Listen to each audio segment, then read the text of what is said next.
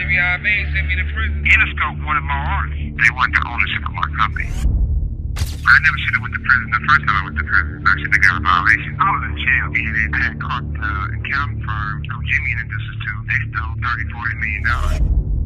Suge Knight, in several different prison interviews throughout his different incarceration stints, has spoke on how he feels that people within the music industry and Hollywood may have stabbed him in the back and went against him, making money off of him while he was locked up in prison. He had also described the importance of ownership and how he was one of the few black record executives who owned his own master records, meaning that he had ownership over his music. It's not too many record labels that's black owned.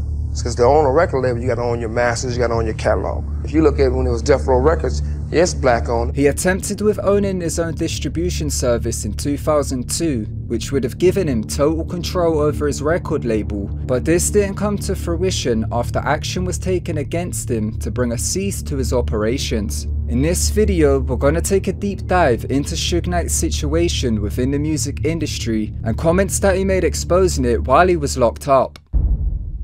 My life and people like myself in the early 80s created the atmosphere for gangsta rap to have a life. When rap came along, that was a new drug.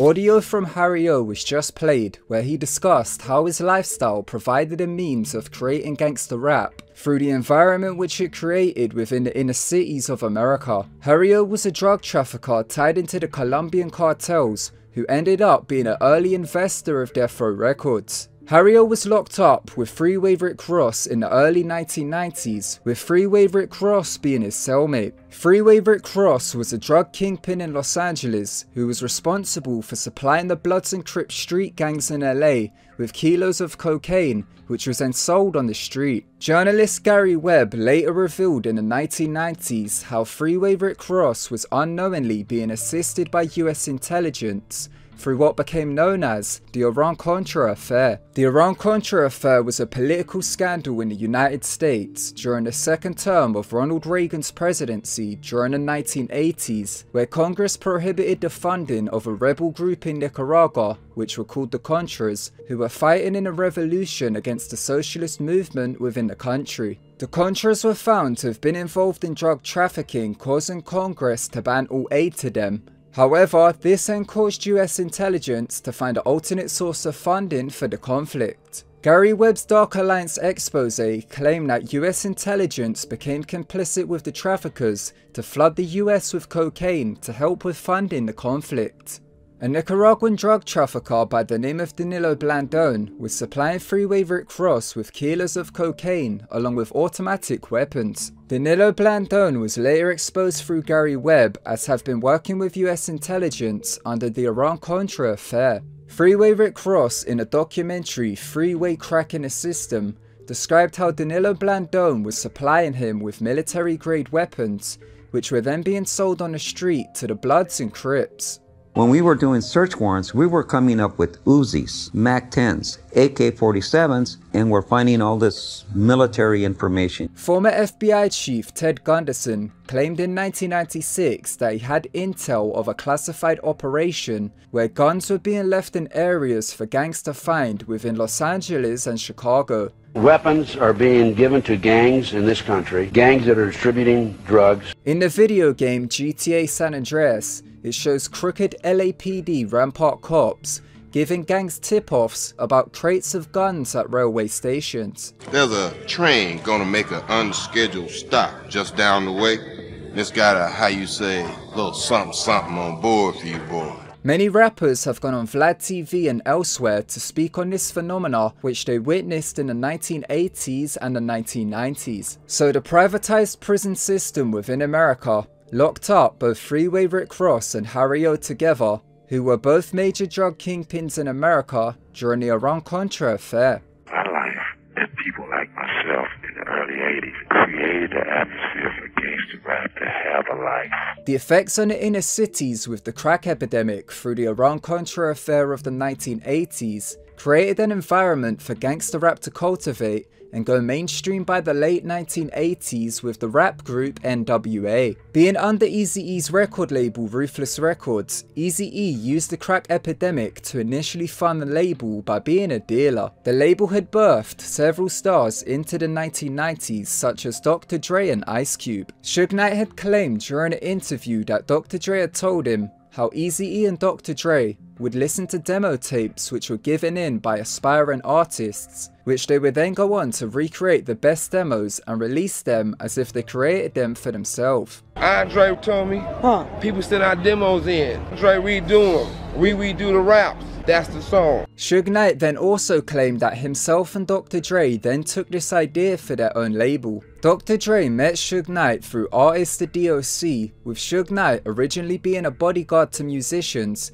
where he studied the music industry through observation. Dr. Dre got a copy of his record contracts over at Ruthless Records, which he then gave to Suge Knight. Dre wanted me to go through his contract, so I wanted to talk to Jerry and him. I said, listen, anything he signs, he's entitled to have a copy of it. Who Suge Knight then showed them to record producer Dick Griffey, who explained to them how Dr. Dre was only getting a few pennies for every copy sold for each track he worked on, making less than $25K a year as a producer. They had the worst contracts I've ever seen in the history of the record business. Dr. Dre then tricked Eazy-E into a meeting where Suge Knight was waiting with Blood gang members to force Eazy-E into signing release papers for Dr. Dre and other artists. Eazy-E already had Dr. Dre signed under an exclusive artist deal, which meant that even though he was released, Eazy-E made money off of anything Dr. Dre for the next 5 years. Eazy-E, due to the incident, filed RICO charges against the Foreman Death Row Records,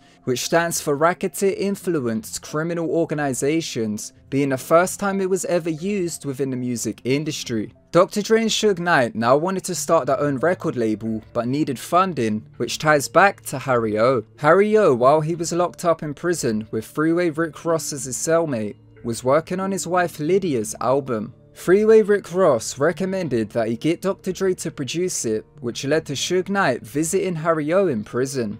Author John Potash, who wrote the FBI's War on Tupac, believes that Death Row Records may have been a front company of US intelligence, as it was through the privatized prison system and the Iran-Contra affair through which the venture was birthed. Death Row Records was a US intelligence front company, and one of their goals was to aid in the murder of Tupac Shakur. Harry O agreed to give over a start-up money of $1.5 million, with half of this coming from Compton drug trafficker Pat Johnson. Therefore, money made from the Iran-Contra affair of the drug epidemic in the 1980s went to the starting of the music venture of Death Row Records. Suge Knight, as part of the deal, would then have to take on David Kenner as the criminal defense attorney and the entertainment attorney of the label, and David Kenner and Suge Knight then double-crossed Harry O. The initial contract had Death Row Records as a parent company of Godfather Entertainment, which was owned by Harry O, being 50-50 partners.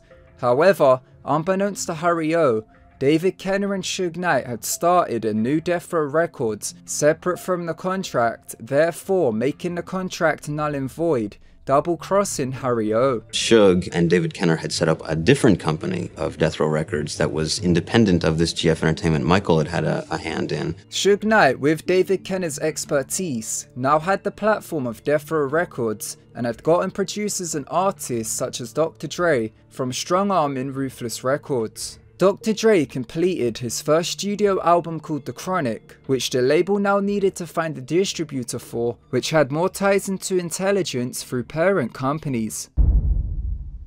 When The Chronic was made, it was like the hardest thing in the world to get a deal for. Interscope was a couple of weeks of going bankrupt before they met me.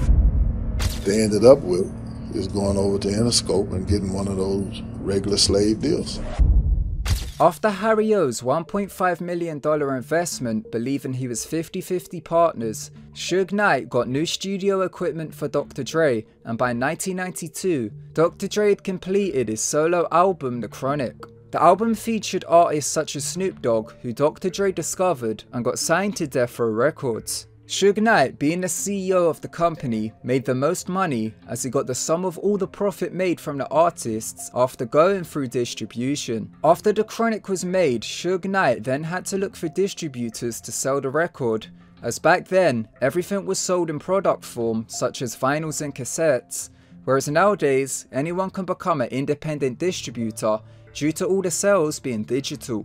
Suge Knight owned his own master records, which are the final product of a project through which all the other copies are made. However, he didn't own a distribution company as it was a lot harder to do back before digital sales. Suge Knight, when trying to get a distribution deal, had companies trying to gain control over his masters, but he didn't stand for it and he kept ownership over his catalogue. Suge Knight struggled with getting a distributor due to his reputation in business, due to the contractual dealings with Eazy-E and how it brought distributors into the lawsuit such as Sony. Interscope Records offered Suge Knight $1 million up front for a 50-50 distribution deal through Priority.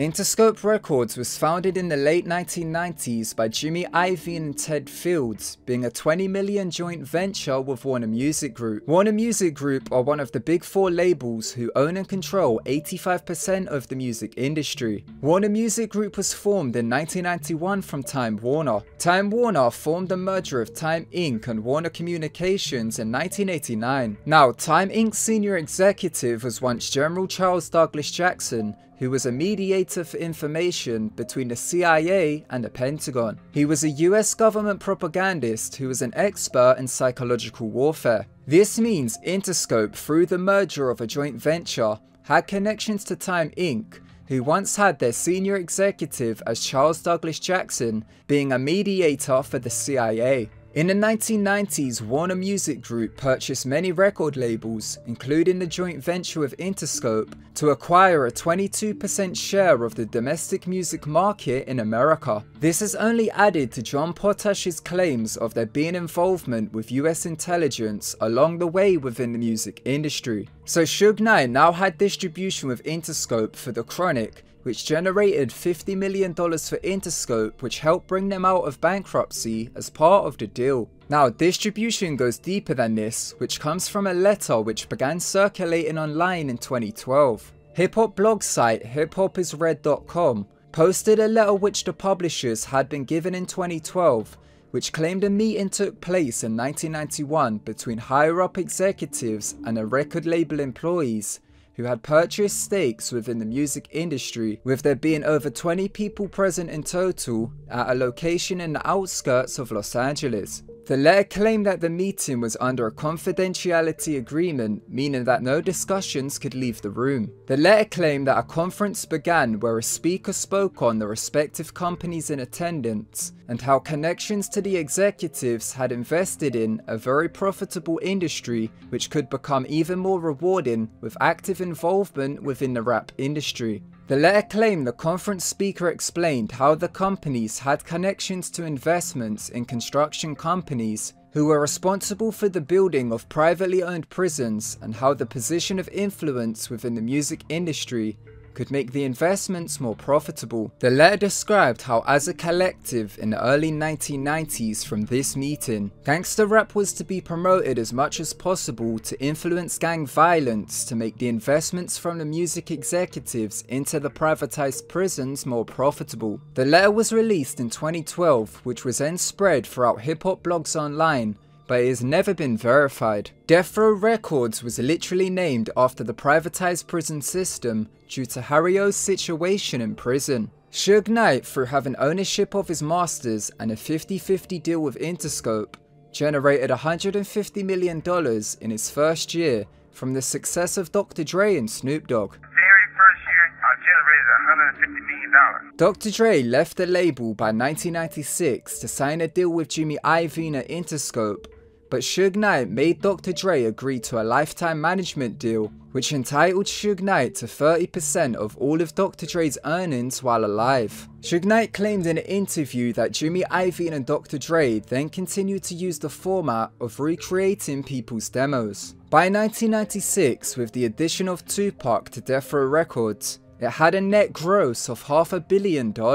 Tupac's first release under Death Row Records was his double album All Eyes on Me, and double album means that sales count as double as it's 2 discs in one. The double album sold over 5 million copies, which generated over $60 million in revenue for the label. By August of 1996, Tupac began looking into the financial side of Death Row to see what he was owed. Suge Knight was giving him the standard $5,000 to $10,000 per week as an allowance, but Tupac had found out that he was being charged almost $3,000 in child support for Nate Dogg, who was a different artist on Death Row. He was also being charged over $100,000 from Suge Knight's leasing company for expenses of jewelry, which Suge Knight had the ownership of, with it then being charged back to Tupac. Tupac fell into debt of $5 million, with $2 million being unrecouped by Suge Knight from the advances he lent out for the music costs,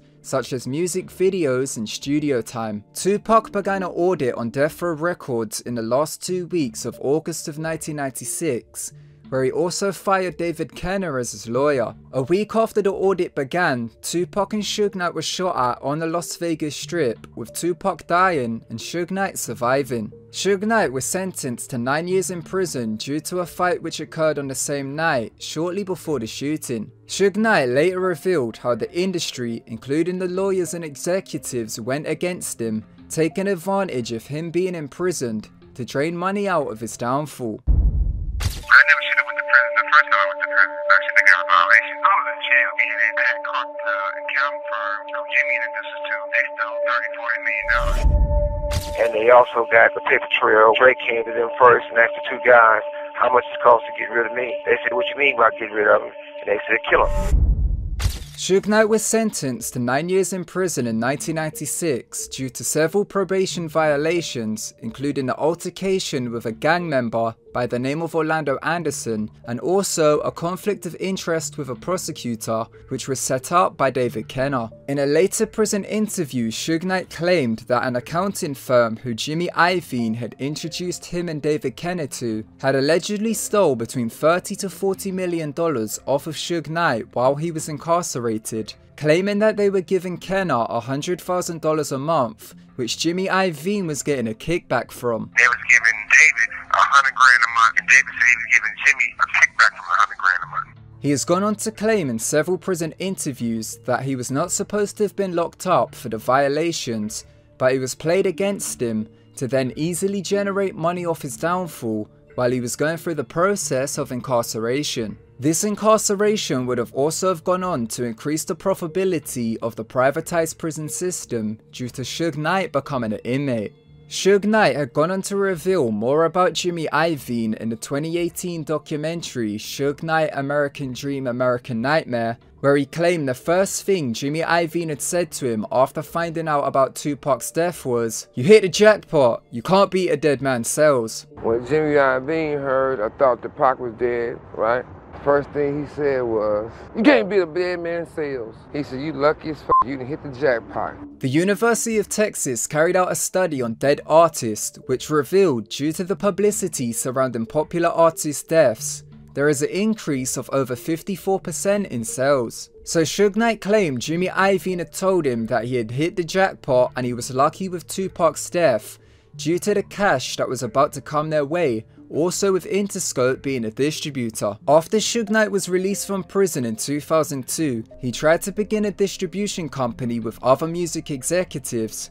However, they believe the operation was brought to a cease after each one had charges brought against them from US intelligence, following the meeting they had discussing the venture. You gotta have your distributors, and the distributors used to be 7, now it's like down to 4. So before you start picking on record labels and saying what the record label's doing, you gotta understand what the distributor's doing. It's about distributing the music, putting it in the stores. If you don't have that, what do you have? It's true. That's from what controls a record label. I made a complete separate video on this case as it deserved a separate video, so you can find it at the end of this video. If the distribution venture would have been successful, then Suge Knight would have had ownership of his masters, but he also would have had ownership of his distribution, which gives you the ultimate control in the music industry. Suge Knight was hit with with a lawsuit of over $100 million by Harry O and Harry O's wife due to Harry O's involvement in a startup of Death Row. The $103 million lawsuit was filed against him in 2005, which was one which caused Suge Knight to file for bankruptcy, losing Death Row Records. Dr. Dre and Jimmy Iovine, through their partnership, together developed headphones being Beats by Dre. The headphones were sold to Apple in 2014, with the deal making them both billionaires. Suge Knight believed he was entitled to a cut of the billions, which would have given him hundreds of millions of dollars,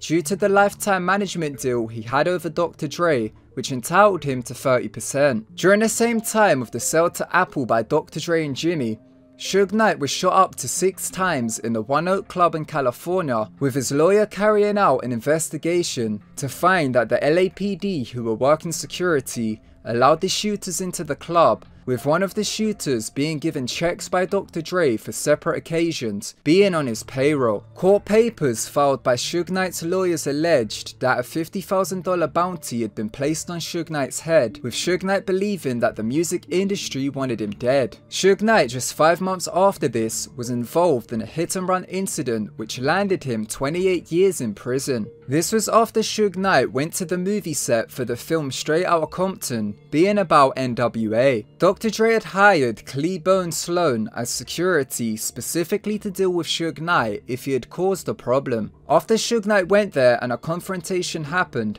Suge Knight was then lured to a burger stand by Bone and a man called Terry Carter, who was trying to solve the dispute between Suge Knight and Dr. Dre. Bone then approached Suge Knight with a gun, and Suge Knight panicked, running over Bone and Terry Carter, resulting in Terry Carter dying. Suge Knight was sentenced to 28 years in prison for voluntary manslaughter, and Dr. Dre showcased the burger stand where the incident took place at the 2022 Super Bowl halftime show. Snoop Dogg gained some ownership of Death Row Records in 2022. In this video, we took a look into Suge Knight's claims from prison about the music industry and what can be learned from his experience. He believes that he was not supposed to be sent to jail in 1996, and he believes it was from having too much power within the music industry, so it was controlled that he was incarcerated so people could make money off his downfall. These people in Hollywood have been labelled as star whackers, which are said to be lawyers, estate planners and executives who profit off of the downfall of celebrities, so they purposefully instigate their downfall through either being already occurring situations or by creating a new one directly. Let me know what your thoughts are on all this in the comment section below. Thank you so much for watching. If you enjoyed the video, smash the thumbs up button. Also, don't forget to subscribe and press the bell button so you can get all the future notifications for when I upload. Once again, thank you so much for watching, and until next time, goodbye.